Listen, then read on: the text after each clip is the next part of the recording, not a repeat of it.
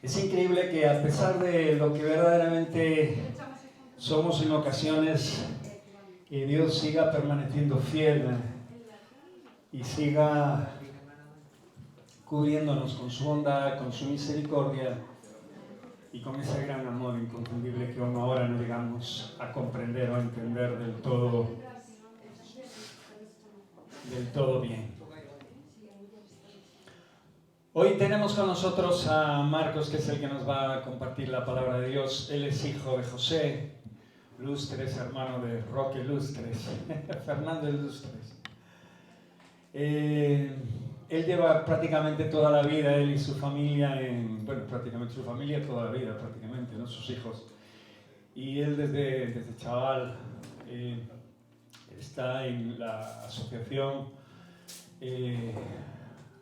Remar de Italia como pastor en Milán. ¿Me equivoco? ¿No me equivoco? En Milán, en la ciudad de Milán.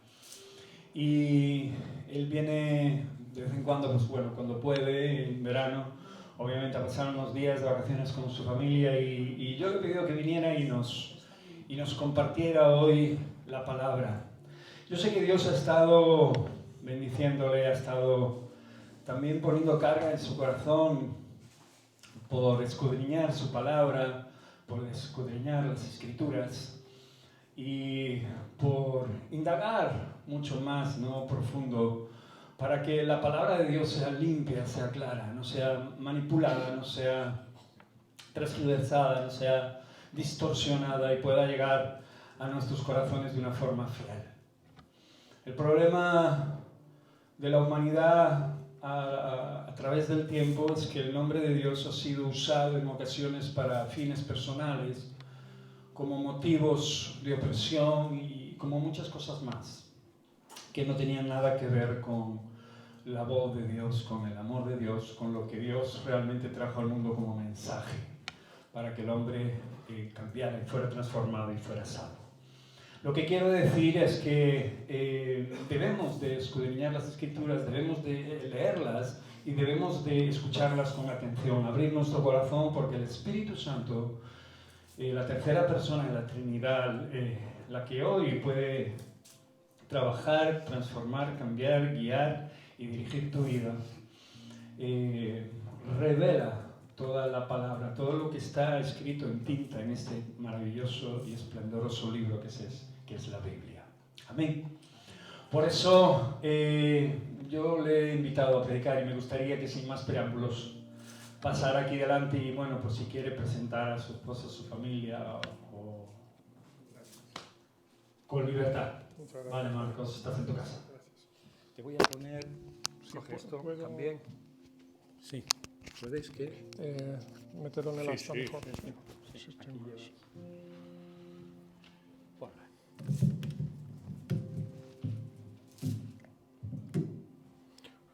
¿Cuánto tiempo tengo? Con libertad.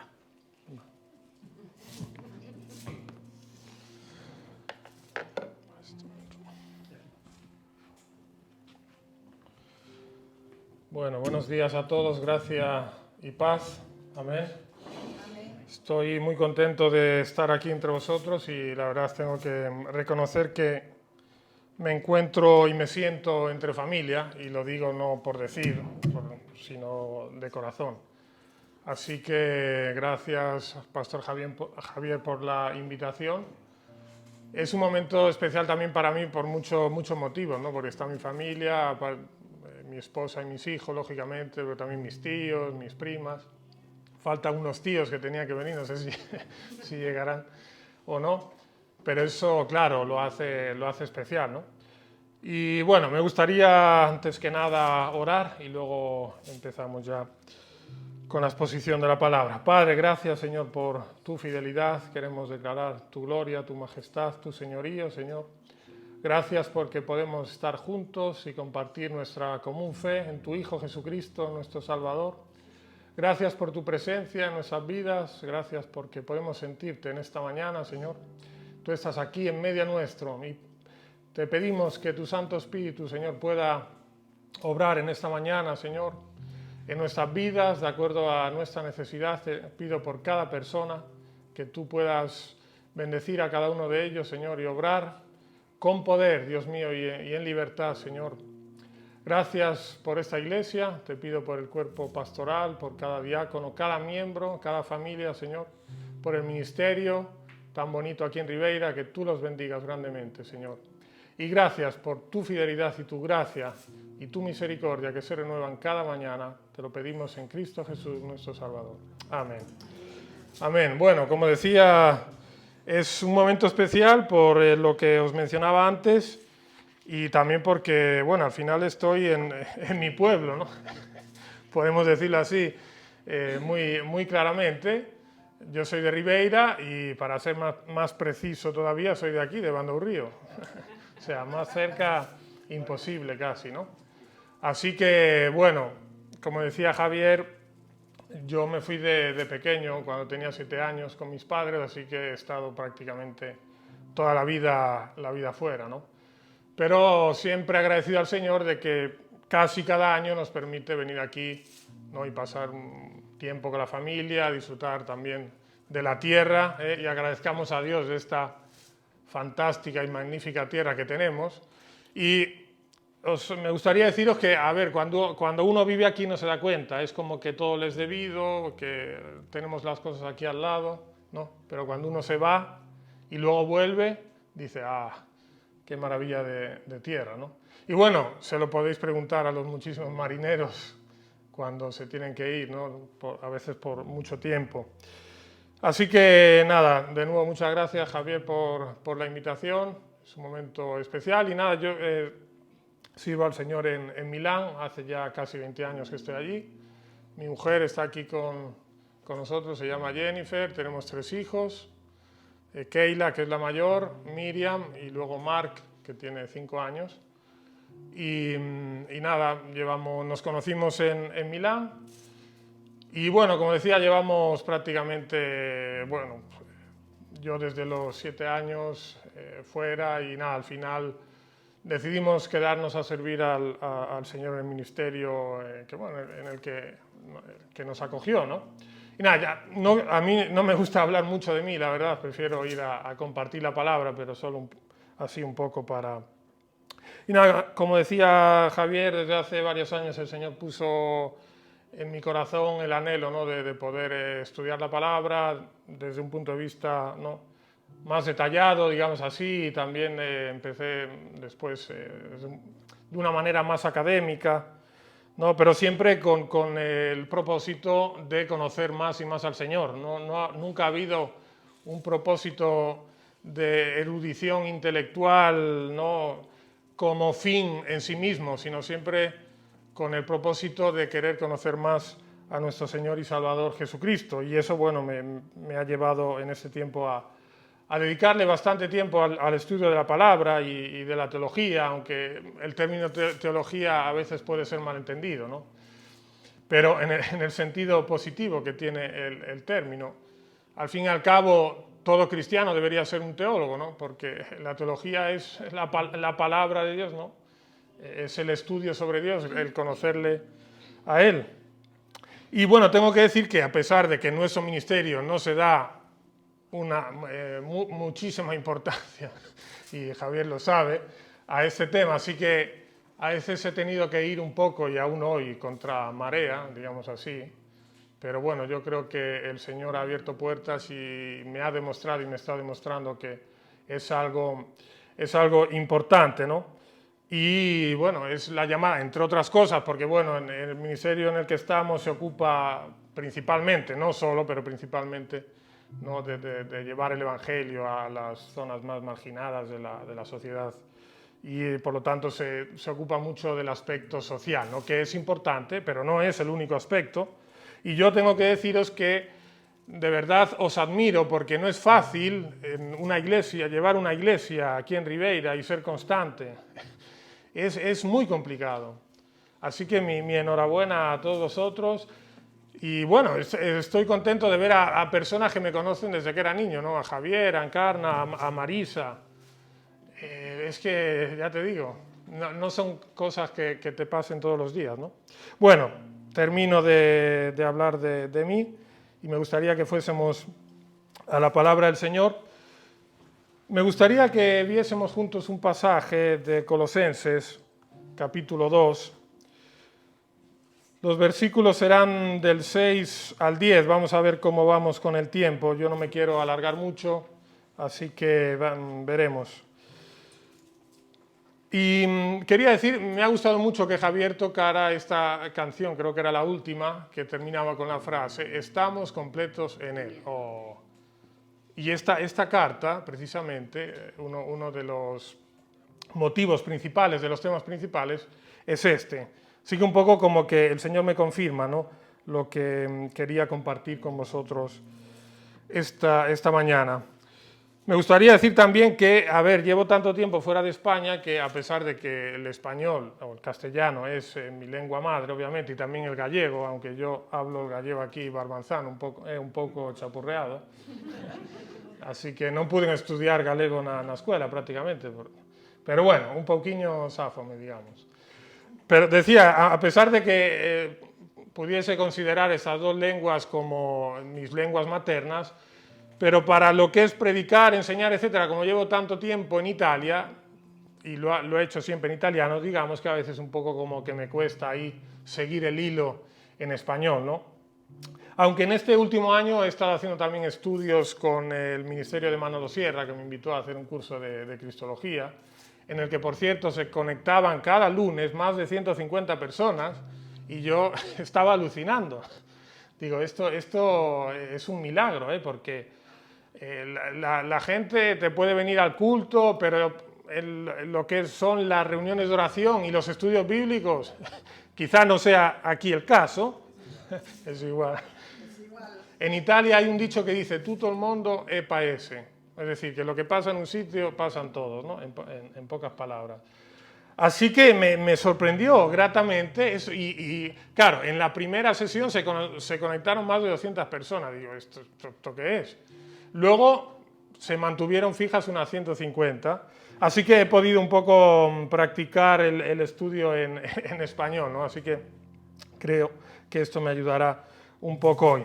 Vale, vamos a leer este pasaje que os decía, Colosenses 2.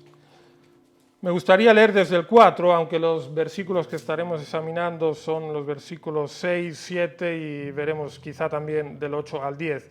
Y me gustaría que pudiésemos confrontar este pasaje con otros pasajes de esta misma carta, porque nos ayudará a comprender mejor, ¿no?, lo que Pablo estaba diciendo.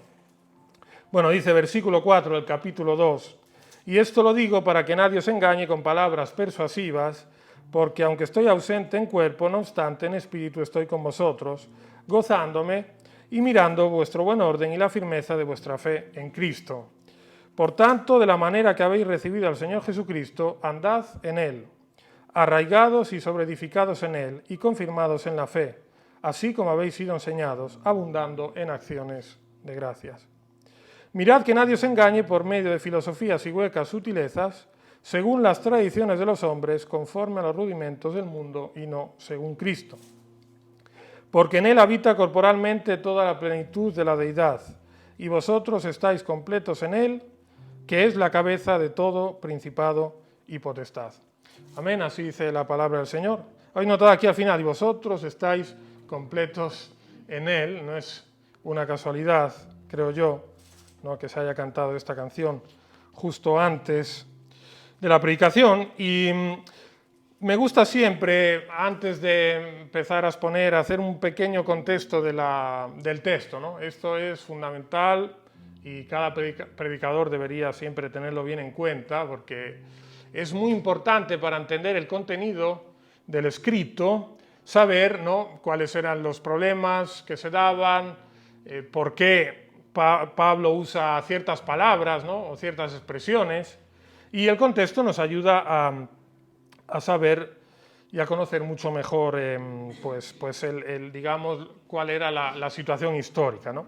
Y para esto yo siempre aconsejo, y lo vamos a hacer, aunque sí lo leeré bastante rápido, es siempre muy importante para esto leer los versículos que introducen la carta, ¿no?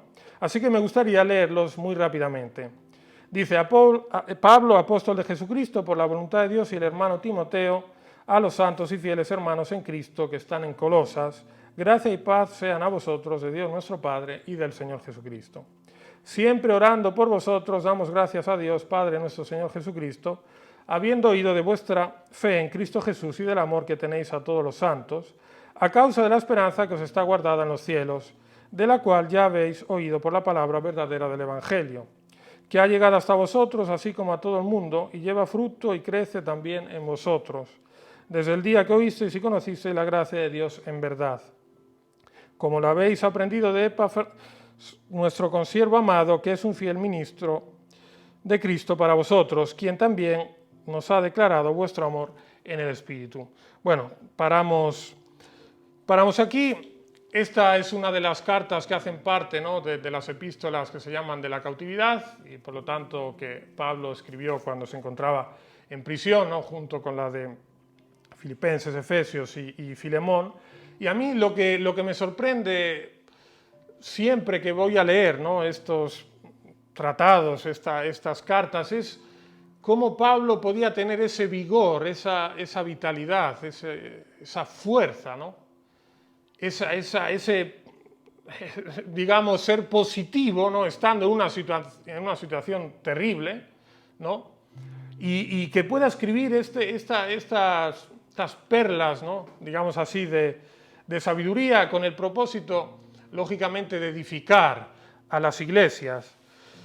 En este caso, la iglesia en Colosas no había sido fundada por él, pero él, lógicamente, estaba muy preocupado por cuál era el funcionamiento de esta iglesia. Y otra cosa que tenemos que tener en cuenta... Tengo, Javi, gracias, tengo.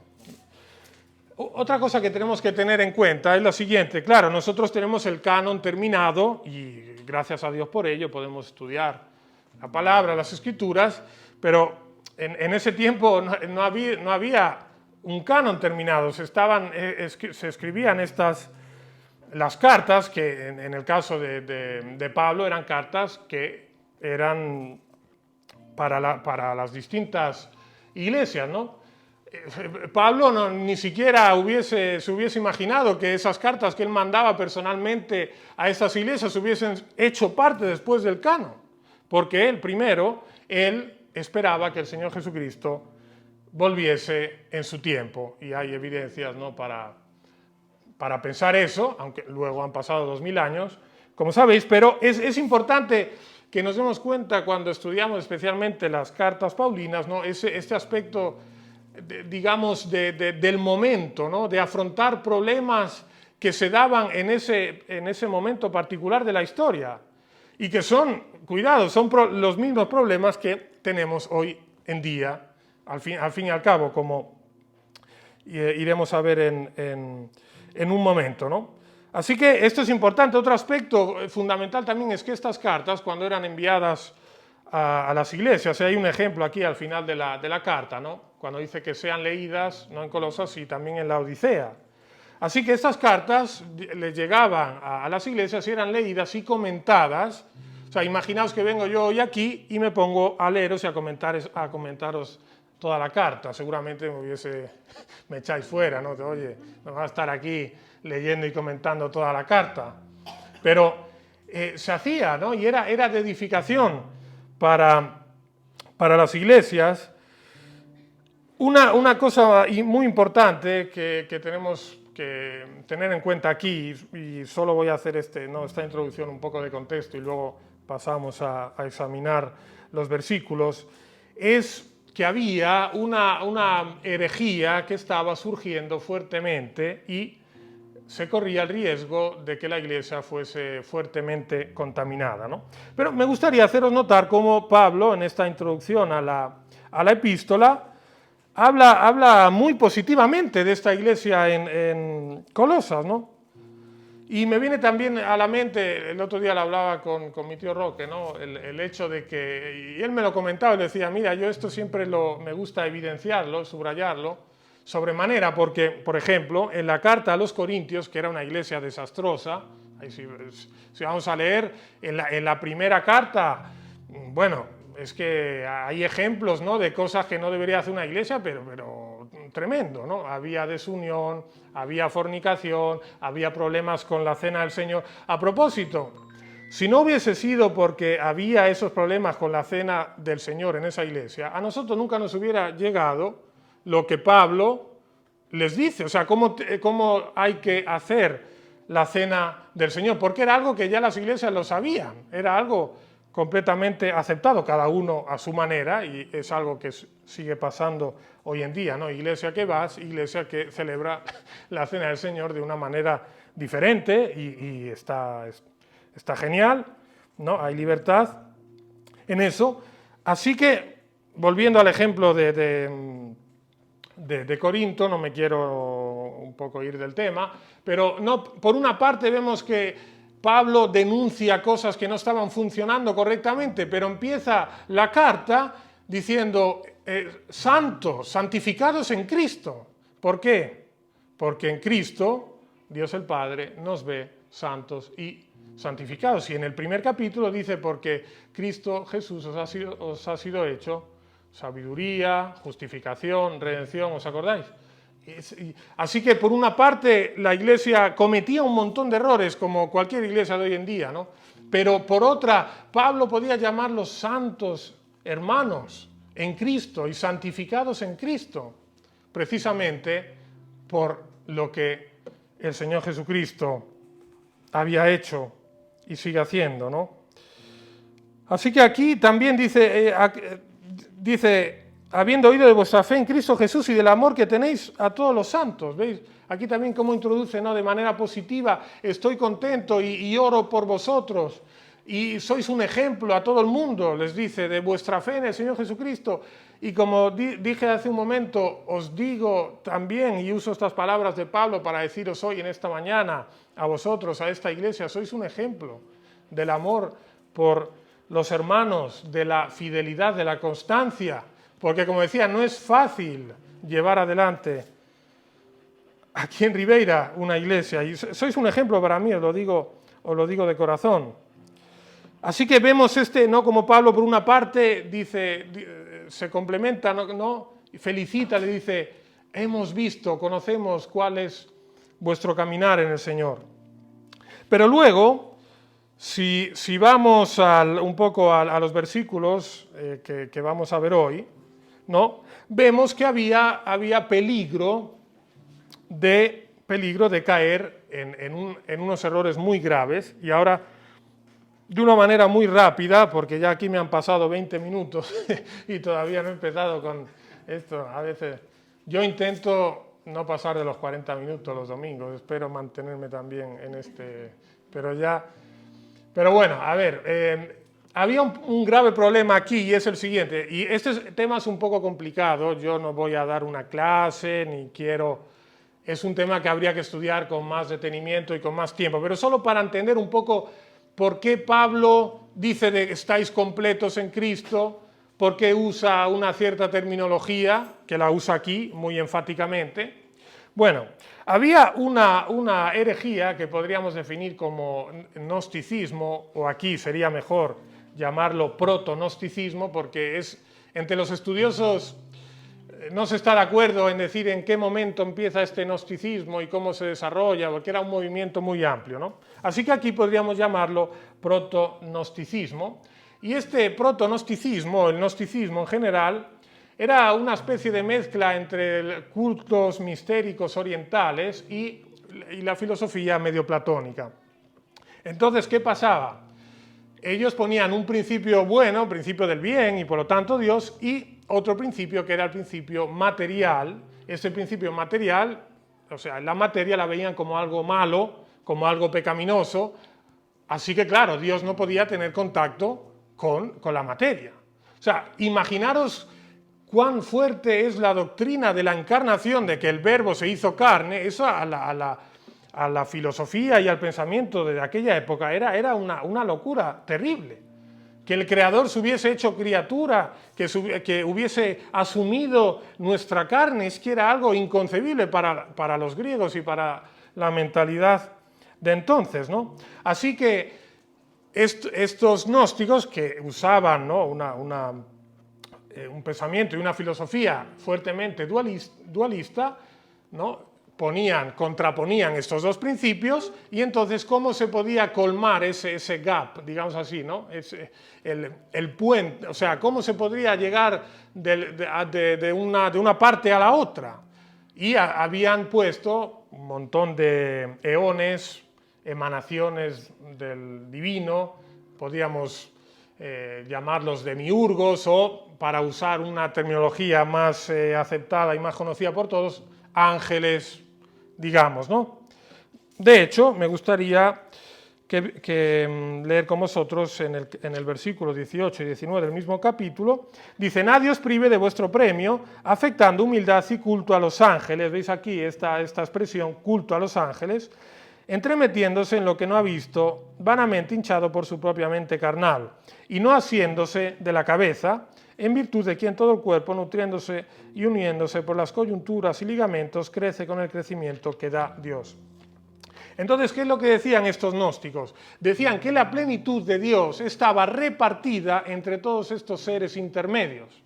Entonces, claro, por eso el que quería introducir esta doctrina en la iglesia de Colosas, quería, ¿no?, que la iglesia pues hiciese culto a los ángeles, diese importancia a estos seres intermediarios, y claro, ¿esto qué es lo que hubiera consistido? Quitar la primacía de Cristo. De hecho, el tema de esta carta podríamos considerarlo como ¿cuál es? La primacía de Cristo, o la centralidad de Cristo, el cristocentrismo, ¿no? Y es algo muy, muy común en las cartas de Pablo, y no solo, pero especialmente en esta, se subraya especialmente este cristocentrismo, esta primacía de Cristo. A propósito, me gustaría también decir una cosa que es importante. Normalmente vosotros encontraréis en las cartas paulinas que la primera parte es doctrinal y la segunda es práctica. Si vais a ver, por ejemplo, los primeros 2 capítulos son doctrinales. Los siguientes 2 capítulos son prácticos. Es decir, sabiendo esto, os tenéis que comportar de esta manera. Desde el punto de vista bíblico no se puede separar nunca la doctrina de la práctica, no se puede. No se puede separar el conocimiento del aspecto vivencial, del aspecto experimental. Y esto pasa muchas veces.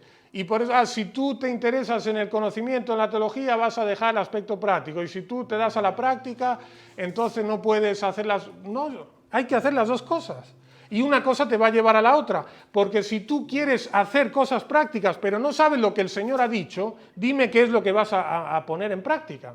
Esta es una pregunta que podemos dejar en el aire, ¿no? Pero que se responde ella sola. Así que en Pablo encontramos siempre este equilibrio.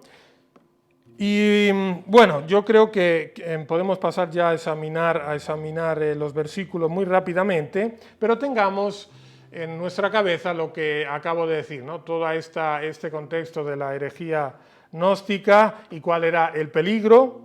Y claro, vosotros podríais decirme, a ver, Marcos, pero ¿qué me importa a mí ahora saber de esta herejía gnóstica? Eso fue hace 2000 años y entonces para hoy, ¿de qué me sirve a mí saber de esto? ¿Quieres saber para qué te sirve? Porque las herejías que hay hoy, casi todas, no digo todas, pero casi todas, son hijas de esto, del gnosticismo.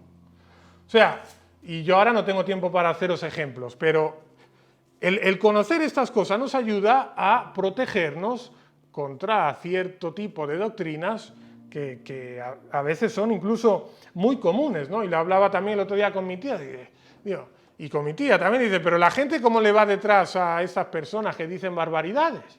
Si es que no se encuentra nada en la Biblia de lo que están haciendo y la gente va detrás de ellos como si... ¿Por qué? Porque hay ignorancia, no hay otra explicación. Así que es importante conocer estos temas. Así que Pablo dice que nadie os engañe con palabras persuasivas, porque las palabras pueden ser muy persuasivas. Y bueno, luego ya vamos al versículo 6. Dice, por lo tanto, de la manera... Y bueno, voy a seguir aquí el texto griego, no porque me las quiera dar de erudito ni nada de eso, sino porque me es más fácil seguir el orden, y bueno, ya que uno ha estudiado, pues ha estudiado, ¿no? Bueno, dice, voy a leer literalmente y así para ir comentando lo más rápido posible, pero espero que quede claro lo que quiero decir. Bueno, dice, como pues recibisteis, y aquí me gustaría recalcar ese aspecto del Evangelio que nos ha sido transmitido. El Evangelio nos ha sido transmitido, es una transmisión, es una recepción y nosotros hacemos parte de una tradición, ¿no? Y tenemos a personas que han sido canales por parte de Dios para que el Evangelio pues, nos llegase, ¿no? Y pudiésemos creer en el Señor Jesucristo. Así que este aspecto del haber recibido, de haber sido transmitido, es muy importante y también nos ayuda a pensar en aquellas personas que nos transmitieron el Evangelio. Y aquí me gustaría también haceros notar esto. Resulta que el apóstol Pablo está en la cárcel y en 2 de Timoteo dice uno de los versículos que a mí más me sorprenden de una manera tremenda, porque dice, aquí voy a parafrasear un poco, estoy aquí más solo que la una. Dice, todos los que están en Asia me han abandonado. O sea, Pablo termina así su ministerio. Esto es tremendo. Pero gracias a la predicación, al ministerio de Pablo, a pesar de que él a lo mejor en su día no vio un fruto tan abundante, resulta que esta transmisión del Evangelio, este mensaje del Evangelio, nos llegó a nosotros. O sea, os dais cuenta de cómo Dios obra, ¿no? Muchas veces nosotros decimos, pero el Señor, ¿por qué no está obrando? ¿Quién te dice que no está obrando? A ti te puede parecer que no está obrando, pero el Señor está siempre obrando. Siempre all'opera, dejadme usar una expresión italiana. Y siempre, incluso cuando no lo vemos, ¿no? Pero volviendo a lo que os decía, el Evangelio nos ha sido transmitido, lo hemos recibido y gracias a Dios por eso, ¿no? Que alguien nos habló de la gracia de Dios en Cristo Jesús, porque si no, ¿dónde estaríamos nosotros? Completamente perdidos. Y esas buenas nuevas, esas boas novas, ¿no? Del Evangelio que nos fue transmitido. Y dice, como pues recibisteis, y dice a Cristo Jesús el Señor, y bueno, griego dice ton Christon y es un ton curion. ¿Por qué os lo leo? Porque en el griego es súper enfático, es como que Pablo aquí con esta expresión está rebatiendo lo que los gnósticos querían decir y lo que luego se conoció con nombres diferentes herejías, ¿no? Como el docetismo o el cerintianismo, etcétera, que ahora no vamos a comentar, pero que eran hijas de este gnosticismo, ¿no? Y entonces aquí Pablo usa estos títulos que para nosotros son muy comunes, llevamos toda la vida escuchándolos, pero así como los presenta Pablo, como diciendo, el Señor Jesucristo, su persona, su única persona. Así que este Cristo Jesús, el Señor, Cristo Jesús que es el Señor, como lo habéis recibido, ¿no? Así como lo habéis recibido. Y Cristo Jesús, el Señor. Ahora no tengo tiempo, pero resulta que en el primer capítulo tenemos una de los tratados, digamos así, de cristología más impresionantes de toda la Escritura. Y son los versículos del 15 al 20. Esos son unos versículos que yo os recomiendo que podáis escudriñar, meditar, porque nos dice quién es el Señor Jesucristo. Y nos dice un montón de cosas, ¿no? Que es la imagen del Dios invisible, el primogénito de toda la creación. Cuidado, primogénito ahí no quiere decir que sea el primer ser creado, como dicen algunos. Es una tontería tremenda. El término protótokos en griego, primogénito, tiene que ver con la preeminencia y con la herencia que él recibe en cuanto hijo, ¿no? Ese es el significado de la palabra. Pero dice, el primogénito de toda la creación, dice que en él fueron creadas todas las cosas, las que están en los cielos, las que están en la tierra, ¿no? Y dice que él es antes de todas las cosas, que todas las cosas subsisten en él, dice Pablo. O sea, todas las cosas tienen su existencia en él, es él el que da vida a todo. Y es él el que nos mantiene, ¿no? Y nos ponemos nosotros en primer lugar, en vida. Agradezcamos al Señor por eso. Agradezcámoslo porque Él se preocupa siempre de nosotros. Se preocupa de toda la creación. Imagínate si no se va a preocupar, ¿no?, de aquellos que hemos creído en Él. Pero bueno, me gustaría también subrayar aquí que probablemente casi todos los estudiosos están de acuerdo de que esta porción es un himno, ¿no?, escrito de manera poética y que la iglesia o las iglesias cantaban. Y aquí también el aspecto celebrativo es súper importante. El aspecto celebrativo en el Nuevo Testamento, ¿no? Y bueno, hay otros himnos cristológicos, como el prólogo de Juan, o Filipenses 2, 5 a 11, o también Hebreos 1 a 3. Y todos tienen esta temática que es fuertemente cristológica.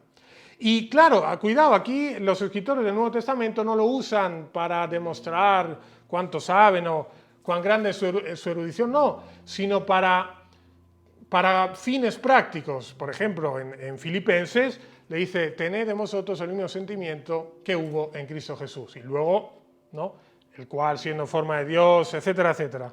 No voy a citarlo ahora. Y aquí es igual.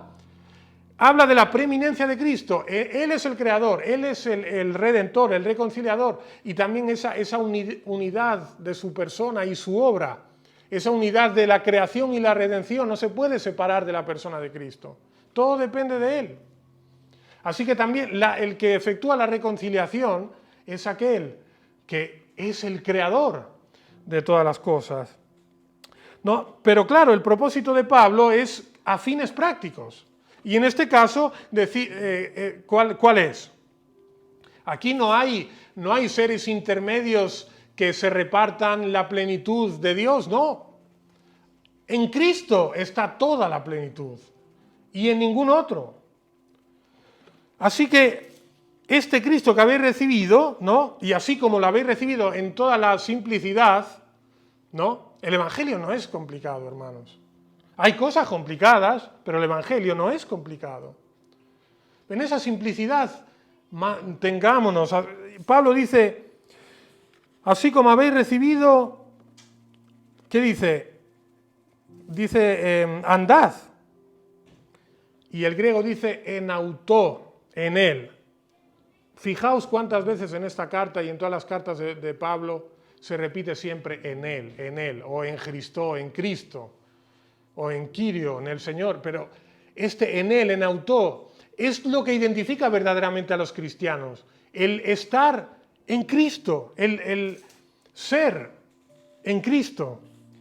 Y de hecho, y me olvidaba del versículo 13, el capítulo 1, pero es fundamental también para este tema, ¿no?, y que introduce la parte del himno cristológico del cual os hablaba, dice que el cual nos ha librado de la potestad de las tinieblas, se refiere, el sujeto es Dios, el Padre, y trasladó al reino de su amado Hijo. O sea, ¿qué quiere decir esto?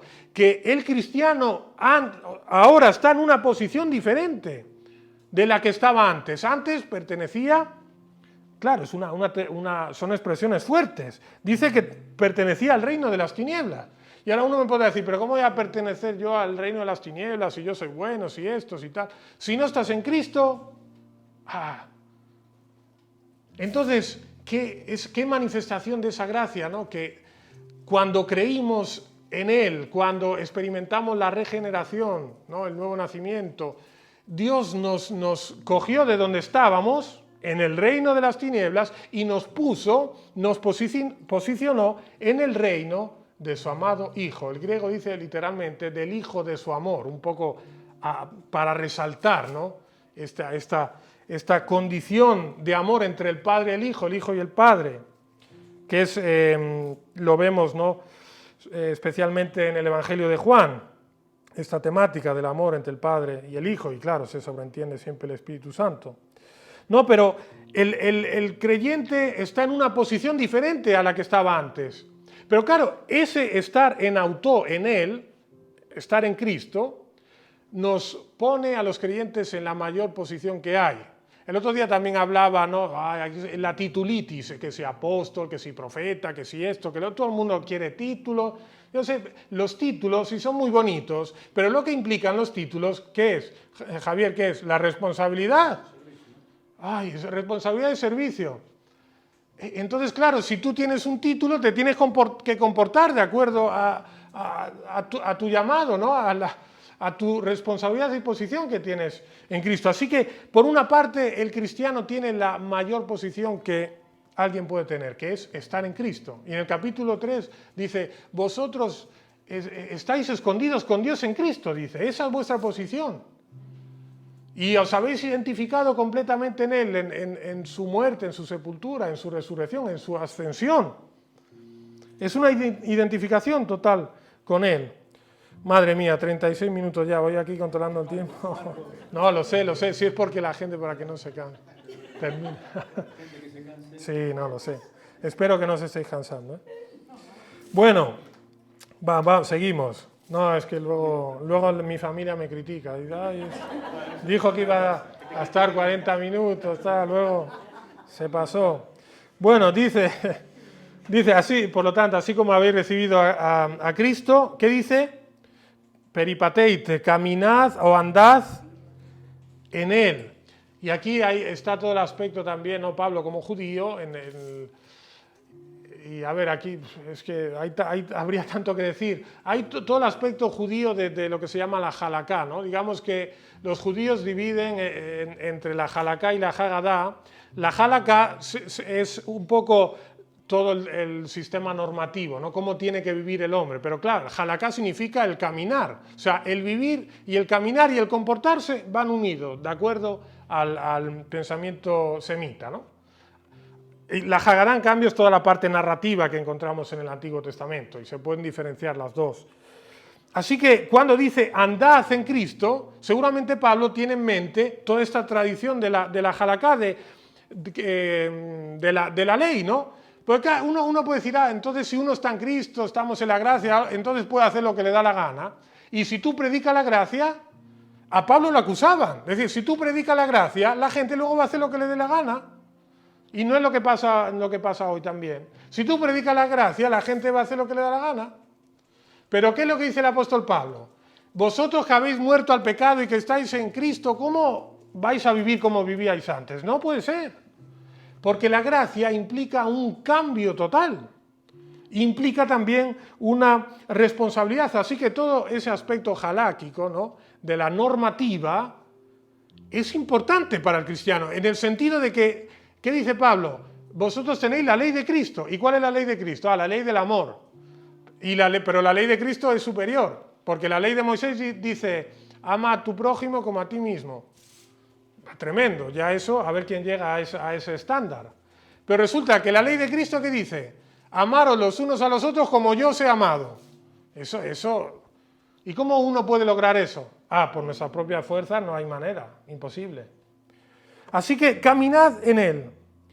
Y luego va a usar, y vamos al versículo 7, dice, arraigados y sobreedificados en Él. ¿Notáis cómo se repite siempre en Él, en Cristo? Y usa estas metáforas que son muy, muy comunes y importantes, ¿no? De la raíz y de la planta o del árbol, que tiene que el árbol, para que dé fruto, tiene que depender siempre de la raíz. No puede, si tú lo desarraigas, no puede de ninguna manera dar fruto. Y aquí, claro, nos viene, ¿no?, a la mente lo que el Señor Jesús dice en Juan 15. ¿Qué dice? ¿No? Habla de yo soy la vid, vosotros sois los pámpanos. Y luego, ¿qué dice?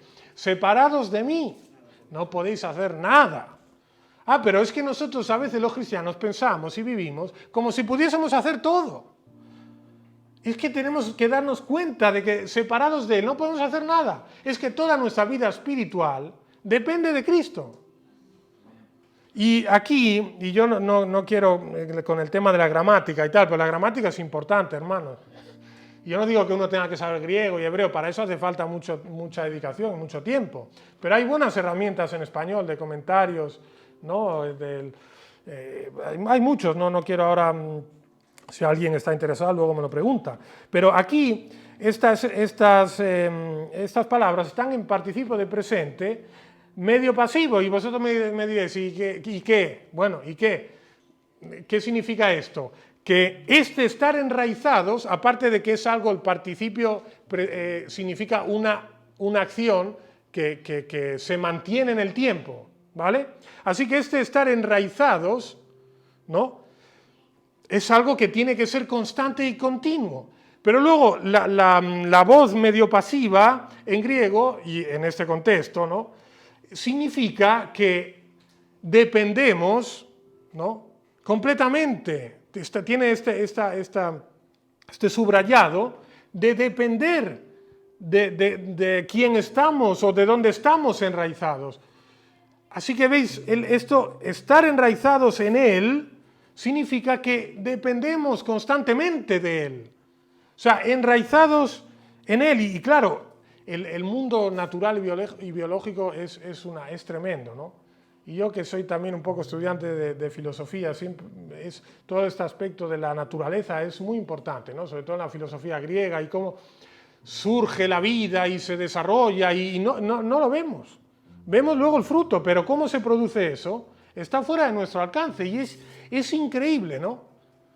Pero, ¿ves? Esta metáfora quiere llamar la atención sobre el hecho de, estando enraizados en Cristo y manteniéndonos en Él, se produce la vida en nosotros, y esa vida produce fruto, y con ese fruto bendecimos a los demás, manifestamos, somos, ¿no?, aquellos que llevamos y compartimos esa vida de Cristo que se manifiesta en nosotros.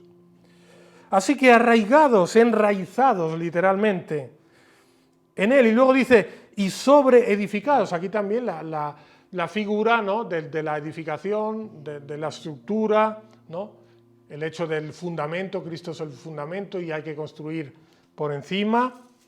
No se puede sustituir ese fundamento. Así que también es estar sobreedificados en Él. Y luego dice, y consolidados, ¿qué dice? En la fe. Esa fe que nos es común. ¿Qué es lo que nos acomuna a nosotros hoy en esta mañana, hermanos? Es la fe en Cristo. Es importante pensar en este aspecto de la común fe, ¿no? Claro, me podría decir, claro, si yo eso ya lo sé. Lo sé, que lo sabéis, que lo sabemos. Pero hay que pensar en esto, porque esto nos llevará a amarnos más los unos a otros, porque Cristo nos une, la fe en Cristo nos une. Hacemos parte, ¿no?, como dice el escritor de la carta a los Hebreos, de una homología, de una palabra que es común.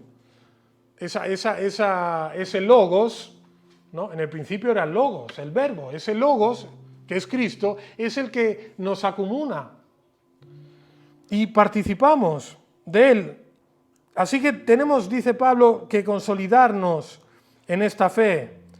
Así como la recibimos, mantengámonos enraizados en ella, sobreedificados en Cristo y consolidados. ¿Cuánto es difícil consolidarse, no? Y dice, como fuisteis enseñados, abundando en acción de gracias, ¿no? Esto es también muy, muy interesante, esta expresión. Hemos hablado de que el Evangelio nos fue transmitido. Así que cuando nos fue transmitido, nos fue también enseñado y vamos aprendiendo, ¿no? Cada día más. Así que como nos fue transmitido y como fuisteis enseñados, mantenedos firmes, abundando ¿en qué? Dice, en Eucaristía, en acción de gracias, dando siempre gracias en todo. Pablo estaba en la cárcel aquí, cuando decía esto. Uno que está en la cárcel, o sea, si yo estuviese en la cárcel, me estaría todo el día quejando. Digo, pero Señor, ¿por qué has permitido esto? Y ¿sabéis una cosa? Los oponentes de Pablo, que tenía muchos, sobre todo los judaizantes, resulta que usaban el hecho de que él estuviera en la cárcel para decir, este hombre no puede ser de Dios, está en la cárcel. Pero ¿qué bendición puede tener este hombre si está en la cárcel? Qué malos, ¿no? Pero lo usaban. Y de una manera tremenda. Pero Pablo sabía en quién había creído y se mantenía firme. Así que dad gracias. Esto es algo fundamental. Nos falta mucho dar gracias, hermanos. Y yo hablo por mí. Y luego, ya voy un poco rápido porque quiero ir terminando. En el versículo 8 dice, mirad que nadie os engañe por medio de filosofías y huecas sutilezas según las tradiciones de los hombres, conforme a los rudimentos del mundo y no según Cristo. Y aquí viene toda esa temática protonóstica de la cual hablábamos al principio, ¿no? Y entonces, claro, dice, porque en Él habita corporalmente, Bueno, lo voy a leer literalmente. Dice, pues en él, otra vez, en auto, en él, habita pantopleroma tes theótetos somáticos. O sea, habita toda la plenitud de la deidad de una manera corporal, es decir, corporalmente. Y aquí rebate Pablo, dice, dejaos de tonterías de seguir a esto que dicen, ¿no?, que la plenitud de la deidad está dividida en diferentes eones o seres angelicales y dejaros, no, toda la plenitud, toda está en Cristo. Ahora, ¿qué significa hoy esto para nosotros, hermanos? Porque yo sé que aquí nadie va a sustituir el culto de Cristo y lo va a cambiar por el culto a los ángeles. Yo eso sé que no va a pasar, pero en ciertos ambientes evangélicos a veces se da tanta importancia a los ministros que resulta que la gente parece que termina dando culto a ellos en vez de al único que merece que se le dé culto, que es al Señor. Y es que toda la plenitud está en Cristo. Uno no necesita, yo he venido de Italia, pero no se necesita aquí Marcos Fernández para venir a... Pastor Javier me invitó. ¿Qué os quiero decir con esto? Es que a veces hay no, sobre todo en ambientes pentecostales, ¿no?, de pensar, si viene tal ministro, de que viene de Argentina, o que viene, que es el que tiene más unción y más bendición, entonces él si viene, esto va a ser tremendo, porque tiene un nivel de plenitud mayor que el de los demás. Pero es que aquí la Escritura dice que la plenitud está en Cristo. Y nosotros, si participamos de Cristo, participamos de esa plenitud. El apóstol Pablo dice en Efesios, que la carta a los Efesios tiene temáticas paralelas a esta, resulta que dice que todas las bendiciones espirituales, no dice algunas, se dice todas las bendiciones espirituales están, de las bendiciones espirituales están en los cielos en Cristo. Entonces, si vosotros participáis de Él, sois partícipes de estas bendiciones espirituales. Cuidado, yo no quiero ser malentendido, con esto no estoy diciendo que si uno invita a uno, está claro que es buenísimo, ¿no? Yo aquí lo que quiero denunciar es un poco ese querer llevarse la gloria que le pertenece solamente a Cristo. De querer, si está tiene una bendición espiritual mayor, porque, a ver, es verdad que el Señor bendice, pero claro, es que, bendice y somos bendecidos siempre y cuando estemos arraigados y sobreedificados en Él y recibimos esa bendición de Cristo que fluye como la vida misma, hermanos. No es algo autoproducido por nosotros mismos, no es algo pseudo, no es un artefacto, no, es la vida de Cristo mismo que fluye, y si nosotros estamos agarrados a Él, entonces fluye en nosotros, sin tanta parafernalia, dejarme usar este término peyorativo, pero para que entendamos, ¿no? Así que hoy en día también podemos correr este riesgo de querer sustituir a Cristo, ¿no?, con diferentes mediaciones. Pero es que hay solo un mediador entre Dios y los hombres. 1 Timoteo 2:5, conocemos todos ese versículo, ¿no? Y toda la plenitud de la deidad está en Él, habita en Él. Y Él es el único pontífice. El pontífice es el que hace puente. ¿Cuál es el puente entre el cielo y la tierra? ¿Quién es el único que puede mediar entre Dios y los hombres? Aquel que es verdadero Dios y verdadero hombre. Jesucristo nuestro Señor, el Hijo de Dios. Y entonces en Él recibimos las cosas de Dios y todas las bendiciones de Dios. Así que toda la plenitud está en Él. Y por lo tanto, ¿qué dice? ¿Y vosotros qué es lo que dice? ¿Qué hemos cantado al principio? Completos en Él. Vosotros estáis completos. Pepleromeno, y aquí se usa también un participio de perfecto. O sea, es algo que ya ha sido hecho y que podemos participar de ello, ¿no? Este ser completos tiene que ver también con la palabra, por ejemplo, la palabra paz en hebreo, de shalom, que se usa mucho, ¿no? De shalom significa estar completo, que no te falta nada. ¿Y quién es el que nos da la gracia y la paz? El Señor Jesucristo. En Él estamos completos. Así que no andéis detrás, hermanos, de estos elementos según las tradiciones de los hombres. Y luego Pablo pone el ejemplo, porque claro, había muchas discusiones entre el hecho de, a ver, un cristiano tiene que guardar este día o el otro, tiene que comer esto o tiene que comer lo otro. ¿Y cuántas discusiones hay hoy en día, hermanos, sobre estos temas? ¿Qué dice el apóstol Pablo? Tenéis que tener equilibrio, hermano. No os andéis juzgando los unos a los otros. Si uno lo hace el sábado, si el otro lo hace el domingo. Si para uno un día es más importante que el otro. Estas discusiones son muy comunes en los ambientes evangélicos, ¿o no? O a lo mejor solo pasa en Italia, pero yo creo que no. Entonces, ¿qué dice Pablo? Dejaos de tanta discusión de esos temas. Si es que es Cristo, es su centralidad.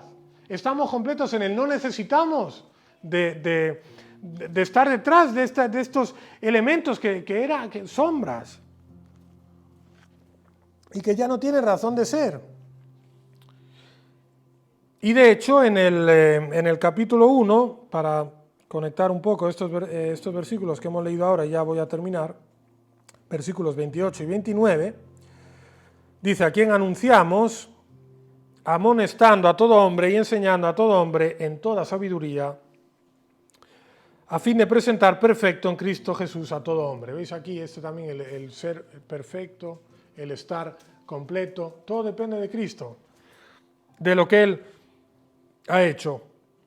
Y bueno, no cité al principio que Pablo, para contrarrestar esta herejía de la que hablábamos, él usa precisamente la misma terminología que usaban ellos, como era la de plenitud, pléroma, o como era la de gnosis, ¿no? O epignosis, de conocimiento. Pero él lo hace y lo interpreta, ¿no? De acuerdo a qué, al punto de vista cristológico, ¿no? ¿Qué dice también en el capítulo 2, versículo 3? Dice que en Cristo están escondidos todos los tesoros de la sabiduría, del conocimiento. Todos están en Cristo. Así que, hermanos, qué gran privilegio tenemos de poder estar enraizados, sobreedificados, dependiendo de Él, y eso es lo que va a hacer la diferencia. ¿Cuántas veces nos esforzamos por nuestras fuerzas de querer agradar al Señor y de querer hacer las cosas?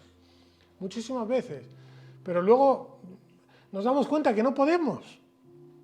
Pero en cambio, en Cristo sí. En Cristo sí podemos.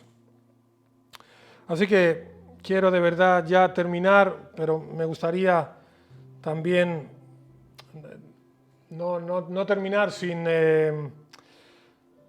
hablar del grande privilegio que tenemos como ministros de la reconciliación, ¿no? Hemos dicho que en ese himno cristológico se presenta a Cristo como aquel que reconcilia todas las cosas.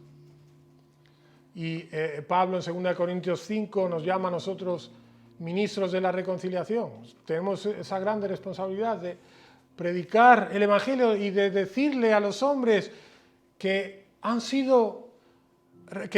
que Dios los acepta en Cristo, que Dios se ha dado la vuelta porque la obra de Cristo ha sido completa y entonces puedes ser reconciliado con Él. Cree en el Señor Jesucristo si no lo has hecho.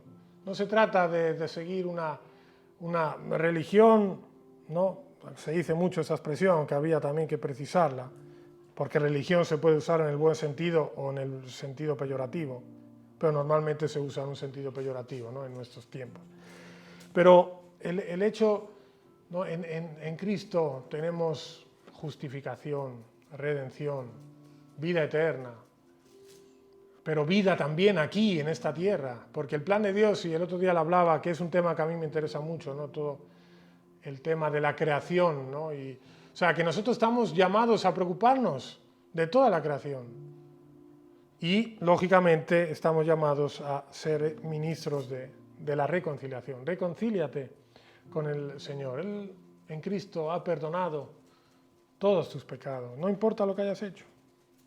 Cree en el Señor Jesucristo y serás salvo. No hay otro nombre dado a los hombres en el cual uno pueda ser salvo. No es por nuestra fuerza, por nuestros méritos. Sabemos muy bien toda esta temática, ¿no? Pero hay siempre que recordarla. Y a veces tendemos a dar importancia, y es lógico que sea así, al hecho de que la salvación es por gracia mediante la fe. 100% de acuerdo. Pero la vida cristiana, ¿es por gracia o es por obras? Es por gracia. Pero el ser por gracia significa que tú vas a hacer buenas obras, pero no son tus obras, son las obras que Dios dice en Efesios que Él preparó ya antes de la fundación del mundo. Así que un cristiano que está en la gracia y que vive en esa posición, que está en Cristo, ¿qué va a hacer? Va a dar buen fruto, porque está completo en Él, porque recibe su sustento de Él. Y entonces no puede que darlo a los demás. Ya sí que me pasé de hora, pero Javier es paciente y todos vosotros sois pacientes. Conmigo no, en realidad, cuidado. Yo digo, y está mi esposa presente, a mí los domingos me gusta predicar media hora, 40 minutos, pero me dijo mi tío Roque, no, que Javier, no, como que una hora está bien. Así que yo he sido obediente y me adapto a las circunstancias. No, estoy de broma, no quería alargarme tanto. No, sí es verdad. Pero sí es verdad, sí lo sé que es verdad, pero lo digo un poco de broma.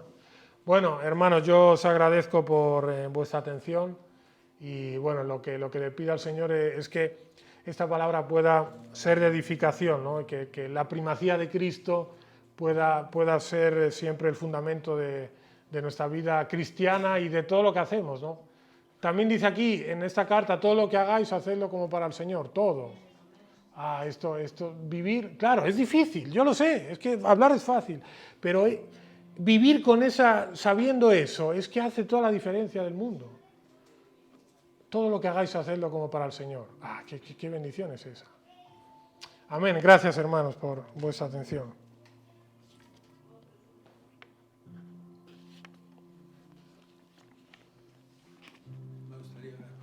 Gracias. Sí, hombre, por supuesto. Dios. Para mí ha sido un placer escucharlo. Creo que podemos pasarnos más tiempo delante de una televisión, incluso horas, sin rechistar.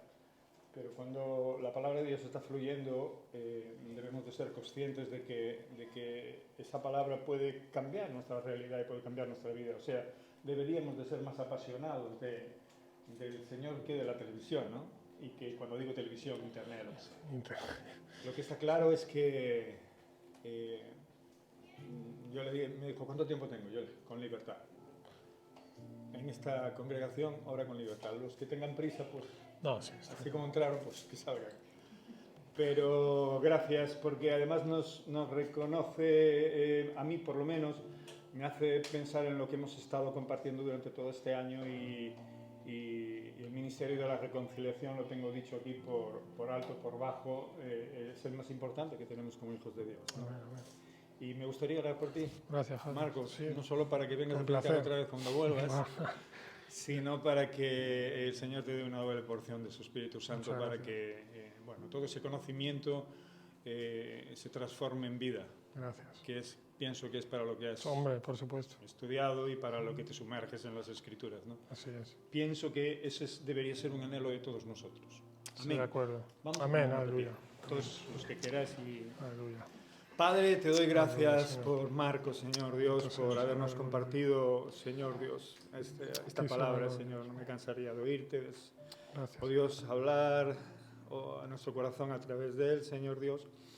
Porque tú has puesto conocimiento en su mente a través de su pasión por ti, por tus cosas. Padre, yo te pido que la estancia que esté aquí, tú, oh Dios, lo proveas, le guardes a él y a su familia, Señor.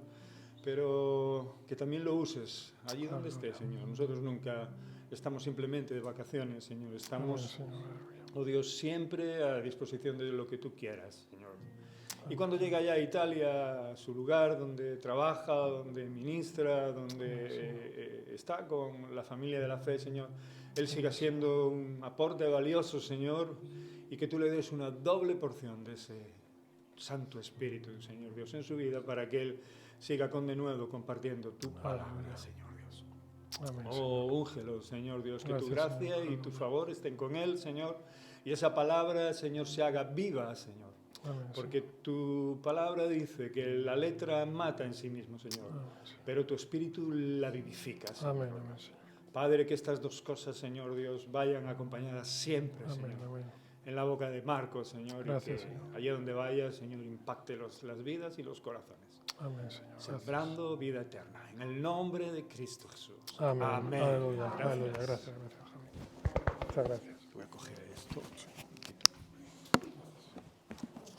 Gloria a Dios. Podéis sentaros ya. Se está acabando el culto.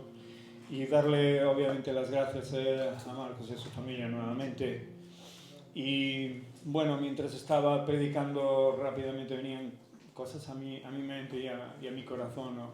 Debemos apasionarnos por el Señor y debemos escudriñar la palabra, como simplemente la palabra dice, ¿no? Escudriñad las Escrituras porque en ella tenéis la vida, ¿no? Y no podemos ser cristianos solo que escuchan o simplemente, ¿no? Oír por oír, ¿no? La palabra no dice en vano, sin conocimiento el pueblo perece. En otras partes lo transforman sin profecía, sin visión, ¿no? Es lo mismo, sin conocimiento el pueblo anda extraviado, perece, ¿no?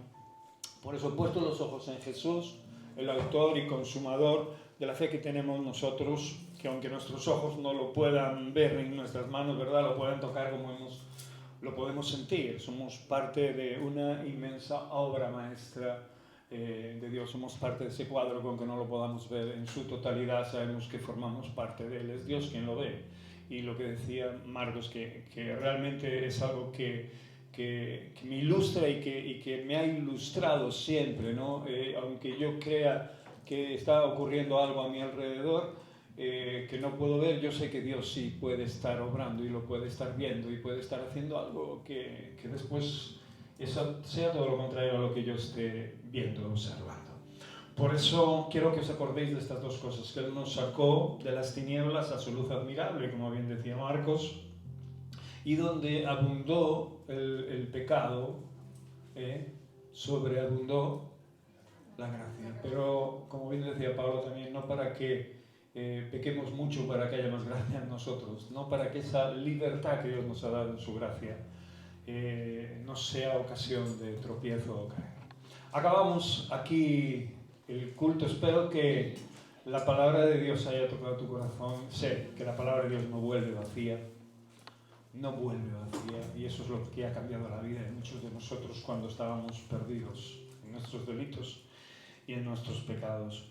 Y me gustaría, y le pido a Dios con todo mi corazón, de que siempre pueda poner esa palabra, ¿no? Que refresque, que le dé vida, que reconcilie al hombre con Dios, que refresque el corazón de aquellos que están sedientos, cansados, de aquellos que están trabajados, ¿no?